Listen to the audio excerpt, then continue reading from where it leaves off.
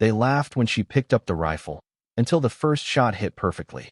Harper Lane, a logistics specialist with a mysterious past, reveals she's a ghost from secret missions no one was supposed to survive. Now, she's training a new generation to listen to the desert, read the wind, and strike with deadly precision, while the army wants to weaponize her methods. They never thought I was serious when I picked up the rifle. Easy there, Harper.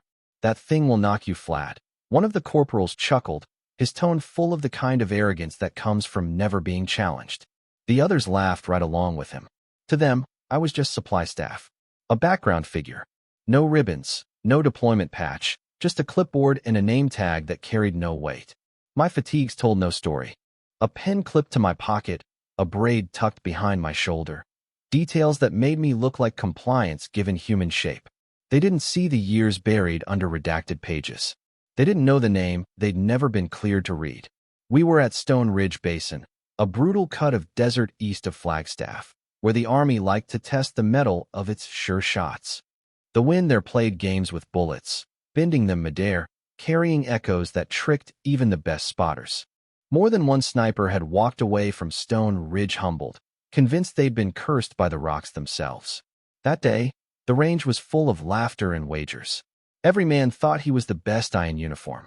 An older spotter with weathered skin shoved the weapon into my hands with a grin too wide. A Barrett, polished bright, heavy enough to make his point without words. Here you go, he said. Might make a good souvenir picture for you. Hold it tight. It's worse than a jackhammer. The laughter that followed was sharp, rehearsed. I said nothing. I lay prone on the mat, adjusted the bipod with movements that weren't guesses. Their chuckles grew louder. To them, I was playing soldier. A tourist at the firing line. One leaned close, smirking. You even know what you're looking at. I tilted my head slightly. I've seen enough. He thought I was dodging. What I was actually doing was listening, feeling the rhythm of the wind as it carved its invisible paths through the canyon. The desert was full of lies, but lies repeated themselves. Without explanation, I shifted 10 feet left. The laughter dimmed. Why'd she move? Someone muttered. The older spotter frowned, his amusement gone. That's the slope line. She's reading the funnel. I didn't answer. I steadied the scope, adjusted without looking through it first. My hands remembered patterns they shouldn't have. A round slid into the chamber. Another soldier snickered. Let's see if Supply Girl even knows where the trigger is. The wind paused. Just for a breath. I squeezed. The rifle thundered, the recoil slamming my shoulder. But my body absorbed it like it had 1,000 times before. Downrange, the steel plate rang, echoing back with absolute clarity. Perfect center. The range fell silent. The spotter fumbled with his readings, refreshing again and again. No drift. No error. Just a clean strike where the wind should have made a fool of me. That's impossible, he whispered. I stood, hefted the Barrett with one arm, and handed it back like it weighed nothing. Appreciate the loan, I said softly. Their eyes followed me as I walked away, searching for an explanation they wouldn't find in any open file. Behind me, one voice broke the silence, uneasy. She used the echoes. Nobody teaches that. No one laughed anymore. By the time I reached the lockers, I could hear them trying to dig. Fingers tapping at tablets, searching the personnel network for a file that would explain what they'd just seen. My name, Harper Lane. Logistics Specialist, Tier 3. Non-combat assignment. Observer. That's all they'd find at first. Pages of black bars, classified tags, insufficient clearance stamped across whole sections.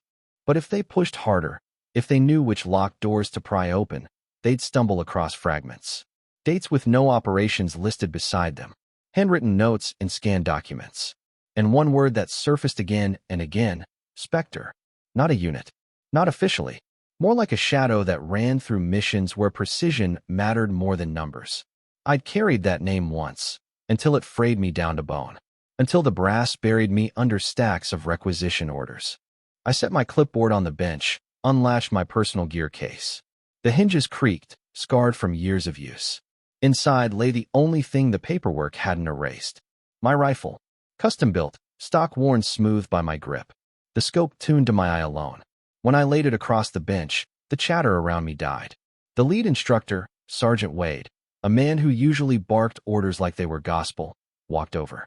His boots crunched on the gravel floor. The mockery was gone from his face. Something heavier had replaced it. "Ma'am," he started, his voice lower than usual.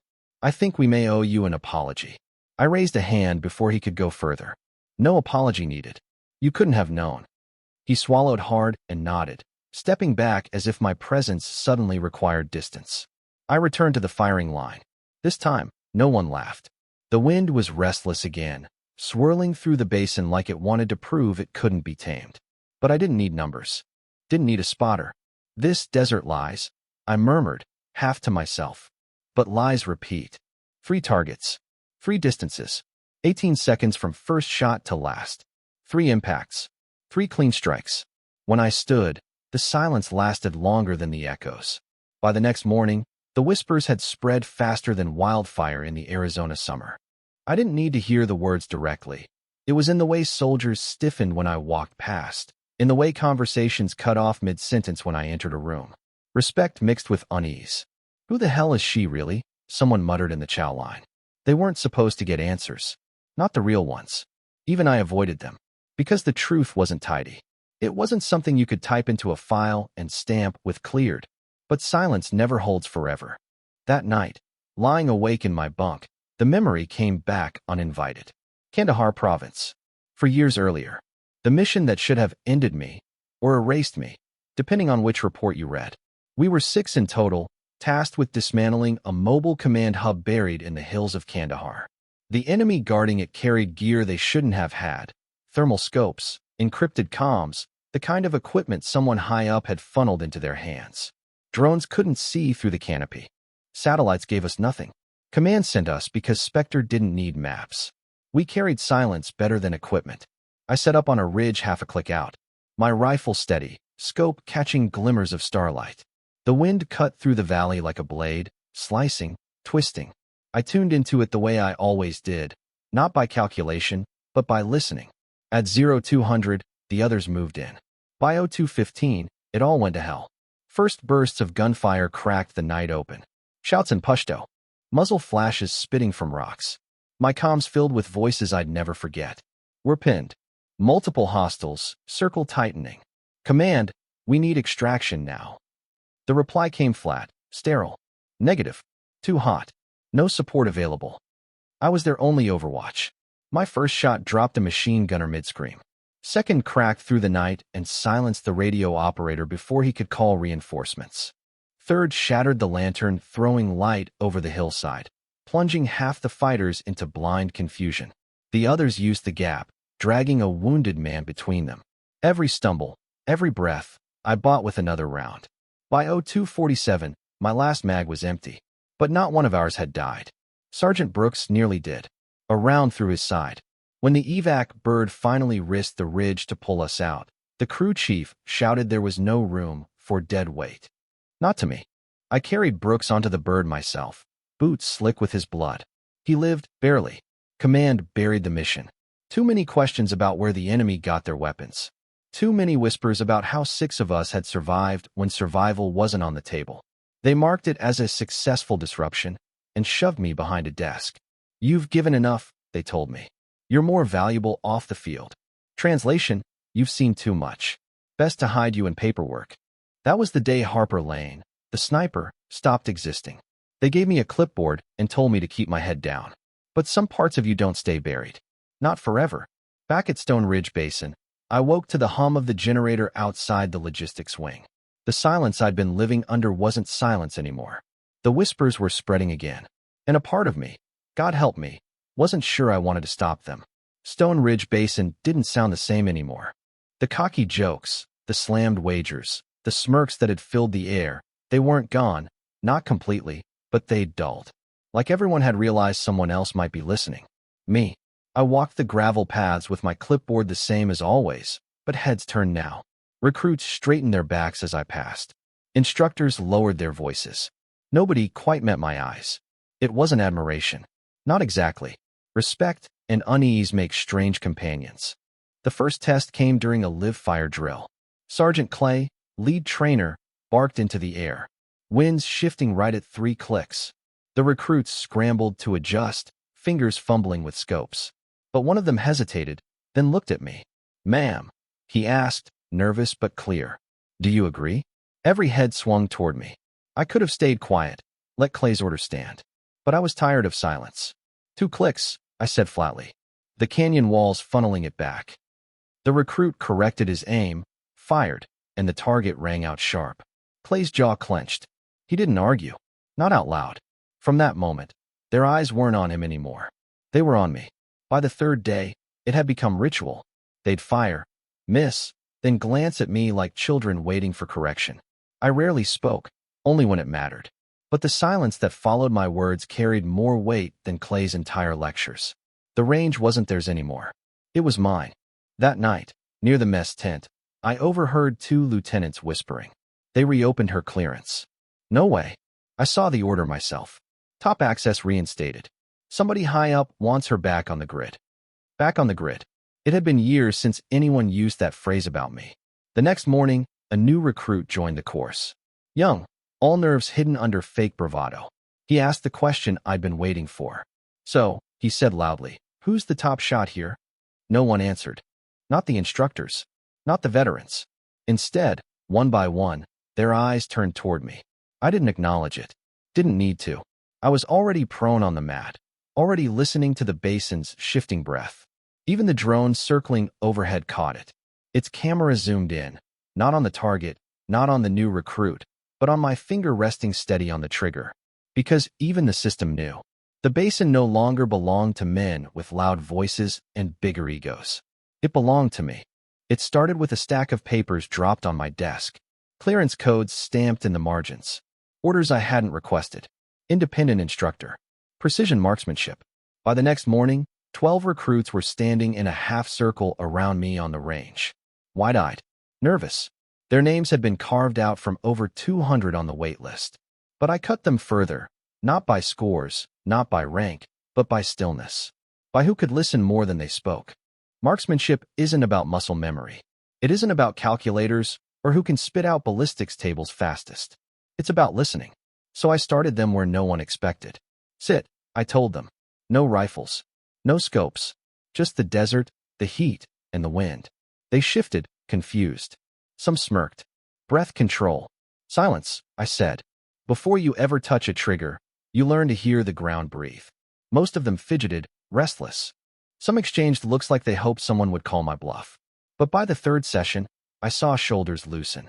Their eyes stopped darting. They began noticing. The curl of dust when the wind shifted. How echoes warped differently against the cliff walls. How silence itself had a rhythm. One finally asked, "Ma'am, is this really shooting?" "Yes," I said simply. "The best shots are made long before the trigger is pulled." Command didn't understand. They sent observers, men in clean uniforms, dark sunglasses, clipboards held like shields. They never spoke, only scribbled. One finally asked during a break, "How exactly are you training them?" "I'm not teaching them to shoot," I said. "I'm teaching them to listen." He didn't write that down. Probably didn't know how. By the 2nd week, progress was undeniable. I let them pick up rifles again, but only after they could feel a wind shift before it happened. Of course, they missed. Most of them did. But their misses were closer, sharper. They weren't spraying rounds and hoping anymore. They were testing instinct against truth. The first time one of them hit a target he'd thought was impossible, he didn't cheer. He just exhaled, slow and steady, like he'd known all along. That was the first sign the training was working. And that's when the rumors spread faster than the wind itself. You can train in silence for weeks, even months. But silence never lasts forever. One afternoon, it broke without warning. We were mid-session, rifles lined, breath steady, when sirens ripped through Stone Ridge Basin. Sharp. Urgent. Not a drill. Every head snapped toward the eastern ridge. Black smoke rising, curling against the sky. A convoy had rolled straight into an ambush 2 miles out. Not simulation. Not training. Real. The quick response team was stretched thin across the sector. Which left us. "All units, stand by," the loudspeaker barked. "Lane, bring your team in." My team. That's what he called them. My 12. The ones who were barely recruits a week ago. They weren't ready. God knew they weren't ready. But combat never asks if you're ready. I looked at their faces. Fear, adrenaline, uncertainty. Some gripping their rifles so hard their knuckles bleached white. "Listen to me," I said, my voice sharp, cutting through their panic. What you've learned, it wasn't theory. This is what it was for. You don't chase the fight. You don't panic. You breathe. You listen. We moved fast, 2 transports bouncing hard across the desert.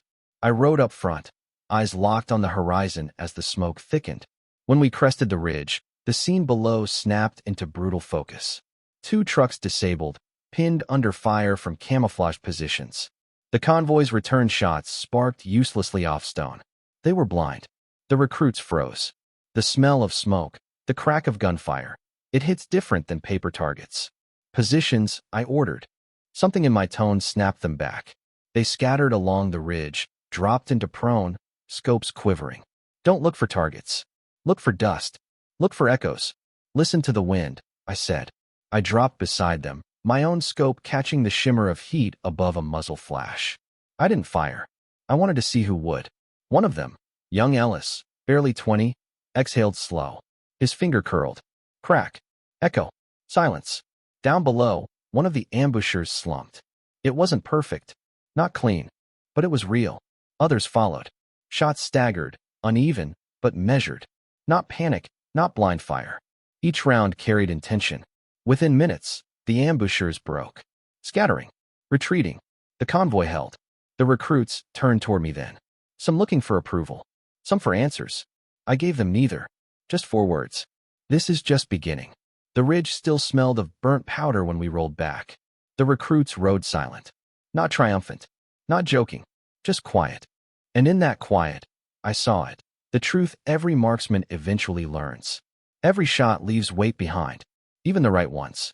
Especially the right ones. Command was waiting when we returned. Brass polished, smiles too wide. Outstanding work, the range commander said, his voice booming like a sales pitch. Quick response saved that convoy. You should be proud. I didn't smile back. They weren't ready. They performed under fire, he countered. That's the best proof of training anyone could ask for. Proof. That was the word he chose. Not survival. Not lives spared. Proof. That night, reports went out. I didn't need to read them to know how they were written. Lane's unit neutralized ambush. Demonstrated unconventional marksmanship methods. Words crafted for the chain of command, polished for meetings, sharpened for promotions. By morning, they came. Not uniforms this time. Suits. Pentagon. We've been watching your progress, one said smoothly, sliding into the chair across from me in the debrief room. Impressive. Very impressive. The other leaned forward, softer, practiced persuasion in his tone. You've built something unique here, Mississippi Lane. Something scalable. We'd like to formalize it. Deploy it. I stared at them, unmoving. You want to weaponize instinct. We want to replicate results. The second corrected without missing a beat. With the right framework, this could change. No. The word cut the room like glass. Both blinked. Men unaccustomed to being denied. I'm not here to mass-produce ghosts, I said evenly. I'm here to keep the next generation alive. One tightened his jaw. The other just nodded faintly, as though resistance was expected. This isn't a request, Mississippi Lane. Sooner or later, someone higher will decide for you. Best to cooperate now. They left with polite smiles. But the air was heavier after they were gone. That night, in my quarters, I opened my old case. Not the rifle this time. A notebook, its cover worn and edges softened. Reyes's logbook.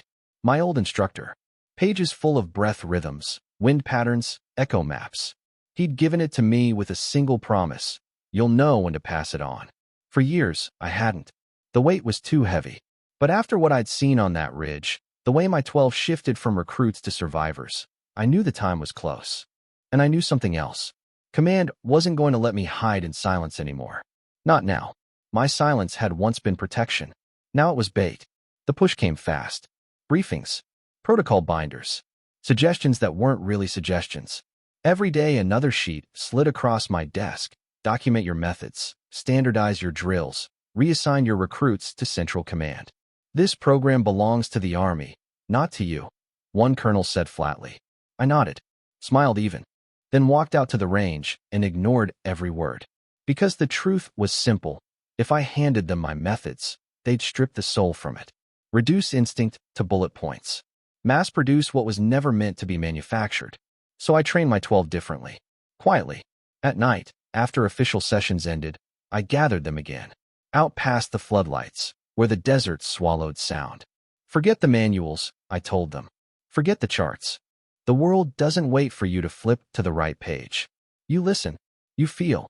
You trust what's around you. I showed them how to read pressure shifts in the curl of dust, how to tell distance by the shimmer of heat on rock, how to measure time in the pause between echoes. They learned faster than I expected. Maybe because they knew this wasn't just training anymore. It was survival. One night, the youngest, Morales, barely 19, finally asked what none had dared. "Ma'am, why aren't you in charge of all this? Why hide out here?" His honesty left no room for lies. "Because command doesn't want a person," I said quietly. "They want a weapon, and weapons don't get to choose who pulls the trigger." The silence after was heavy, but not empty. They understood. The pushback came sooner than I'd hoped. 2 colonels arrived flanked by MPs. Their message was clear. Effective immediately, the recruits were reassigned. My role reduced to advisor. I signed the papers, saluted when ordered, stepped aside, just like they thought I would. But later that night, I met my 12 again at the far edge of the basin. Stars sharp above us, the wind cutting low. "They'll take you soon," I told them. "Try to use you, bend you into their molds." Their eyes stayed locked on mine. "Don't let them. What I've taught you, keep it yours. Keep it quiet. Because silence, real silence, can't be stolen." And in that moment, I knew something certain. Whether I stayed or left didn't matter anymore. The legend of Spectre wasn't mine to carry. It was already theirs. The next morning, Stone Ridge Basin seemed smaller, quieter. Or maybe it was just me, aware of the pulse beneath the sand, the unseen edges where danger could bloom.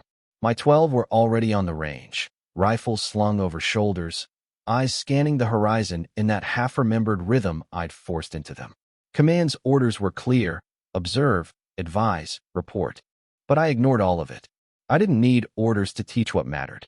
We started with drills again, but not the scripted ones. I let them stumble, fail, recalibrate. Mistakes were the only way the desert spoke truth. "Harper," Ellis said after a shot that went wide, "why does it feel like the wind talks to you?" I didn't answer at first. Let him sit with that question, wrestle with it. Silence is a teacher some people ignore. "Because it does," I finally said. "Not in words, not in numbers. But it tells you where things hide, how they move, and when they'll strike. You just have to listen." They did. Every one of them. Not blindly. They felt it the way I had once, when the world had no choice but to teach you survival in fragments. By midday, the brass arrived again, this time with cameras, tablets, notebooks. They wanted evidence. Photographs. Measurements. Charts. Metrics. I let them take it. I even smiled. But they didn't see what mattered. They never would. The true lessons, the pauses, the heartbeats, the whispers in the dust, couldn't be recorded. They couldn't be sanctioned. And that was fine. Because this time, I wasn't teaching a program. I was teaching them themselves. Weeks later, the rumors had evolved into legends. Command referred to it quietly as Lane's effect, but my 12 didn't need a name. They didn't need validation. They had felt it, lived it, and the desert had recognized them as it had once recognized me. A call came through the secure line. Orders to move them to a forward training site, under full oversight. I listened, finger hovering over the receiver. "Not yet," I said aloud, though no one else was in the room. "Not yet." I gathered them one last time in the basin, the wind whipping the edges of their jackets, carrying dust across the old targets. "Remember what I told you," I said. "The world will try to make soldiers out of you, to fit you into their grids and charts. Don't let them. Listen, watch, learn the silence, and it will keep you alive." Morales nodded. Ellis adjusted his scope, and the others shifted into formation without being told. They had internalized it. I could see it in their stance, the quiet confidence, the patient awareness. "Harper," one of the new recruits whispered, almost afraid to speak, "will you come back?" I shook my head, and the corners of my mouth lifted slightly. "I'm already here," I said. "Every time you hear the desert breathe, every time you see a shadow move just before it should, I'm in the silence. Always." And then I stepped back, letting them walk forward toward the new instructors, toward the future that wasn't mine to shape anymore. Because Spectre wasn't a person. Not anymore. It was a lesson, a whisper in the wind, a shadow in the echo. And now, it belonged to them. I turned toward the basin one last time. The wind carried the scent of dust and gunpowder, old and new. The silence welcomed me, and for the first time in years, I let myself disappear into it. Not erased, not gone, simply unseen, but always listening, always ready, always Spectre.